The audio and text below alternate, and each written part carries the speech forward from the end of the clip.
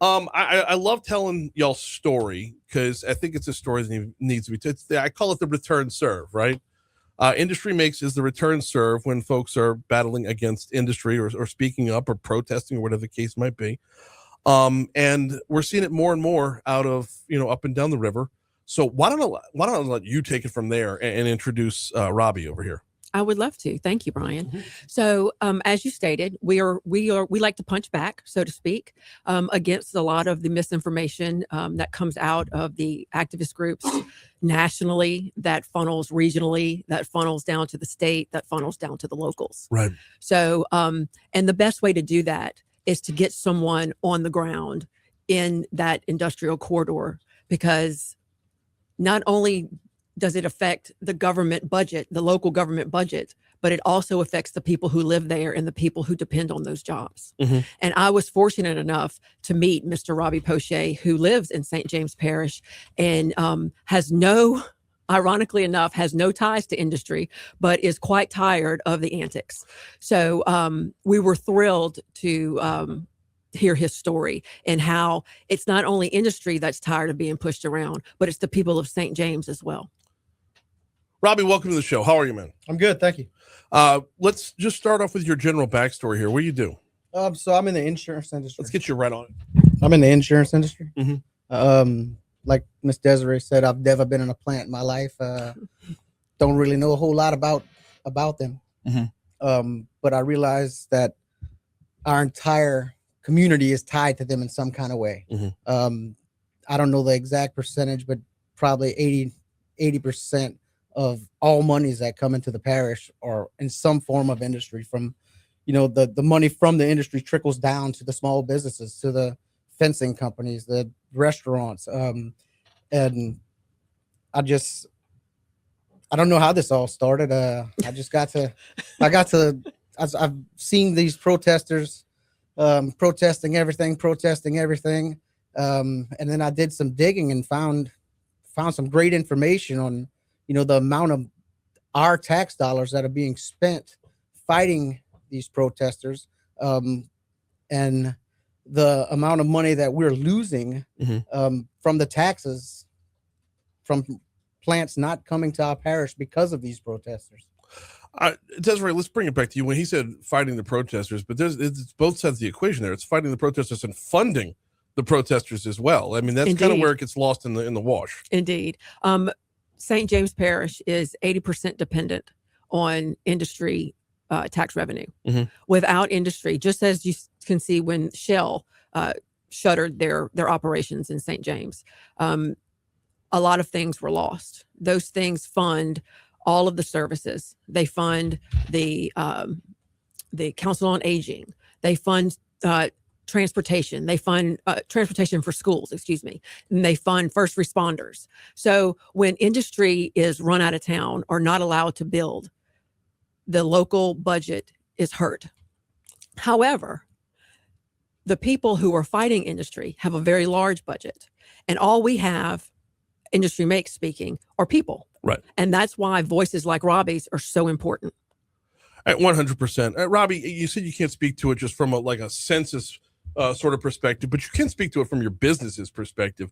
What percentage of your clientele would you say works directly with the plants up and down in St. James Parish? So not me directly, but I work all over the state, all over the country. Mm-hmm. But a huge percentage of, all our restaurants, our hairdressers, our construction companies, our house builders, a huge percentage of that money that they receive comes from people who work in industry. Huge percentage.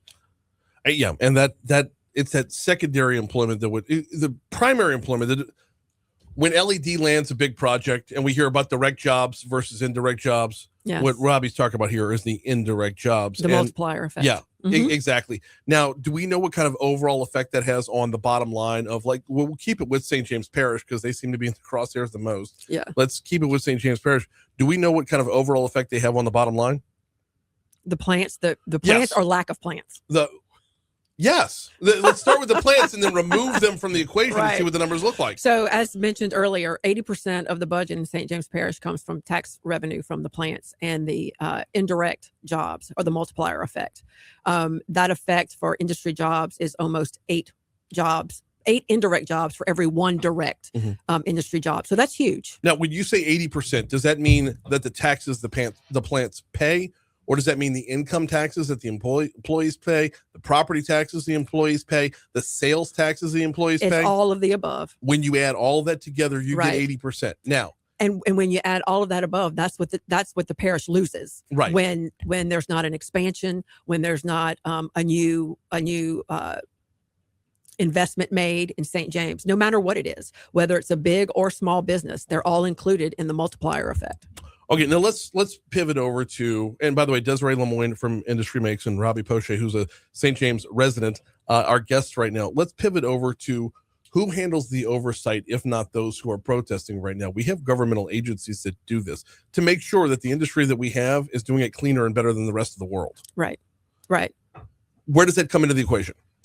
Well, I don't think I understand the question. Oh, so the question is that, if you see these, like, I'm going to go ahead and throw a name out there. Rise St. James Okay. is always talking, right? They're Yes. always on something, any movement at all. How is it that things can get approved? We have EPA, we have DEQ.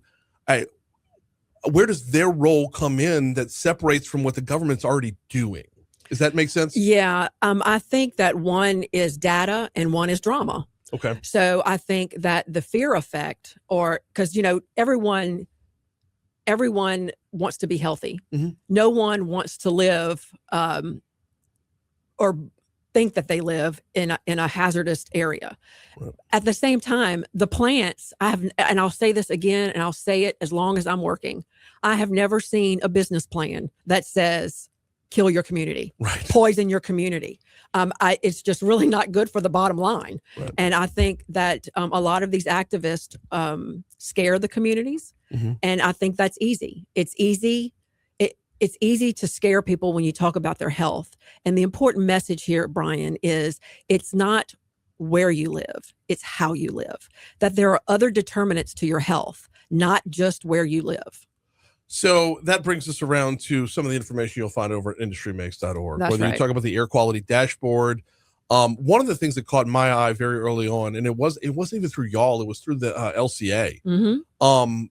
I've heard about Cancer Alley for probably 20 years now.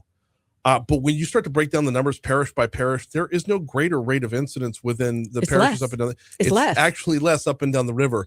How does something like that get a name like that when there's no foundation for it? There's no empirical foundation for it. Well, the story behind Cancer Alley is it was coined by the unions during negotiations with the plant. I'll Mhm. leave the plant name out, Okay. but that's how it got started. It was started through union negotiations, and they wanted some form of hazard pay, so they came up with the phrase Cancer Alley, and it was clicky,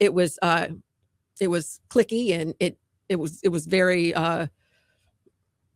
it stuck, Right. so to speak. Yeah. It was. But I mean, when you break it down, when you look at each parish up and down the river, there's the numbers aren't there. No, they're not. I really thought it was going to be a lot higher, like a lot. So inside the industrial corridor, cancer rates are 5% less than outside of the corridor. That's crazy. It is crazy. And inside the corridor, Ascension Parish is one of the healthiest parishes in the state. Mhm. Followed closely behind is St. Charles Parish. Mhm. So, and if you extend the industrial corridor to Calcasieu and Cameron Parish, Mhm. Cameron is the healthiest parish in the state. Now, that might have to be because nobody lives there, Well, but regardless.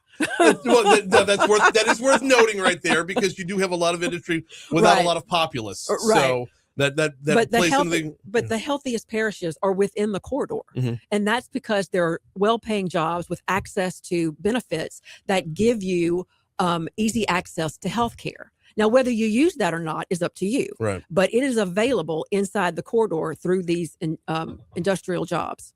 We got less than a minute to go. Robbie, I'm gonna give you the floor here real quick.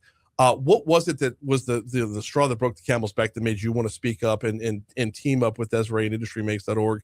And what is your message to folks on the way out? So for years, I've watched these people protest, and they protest everything good that wants to come to the parish, whether any type of industry they protested.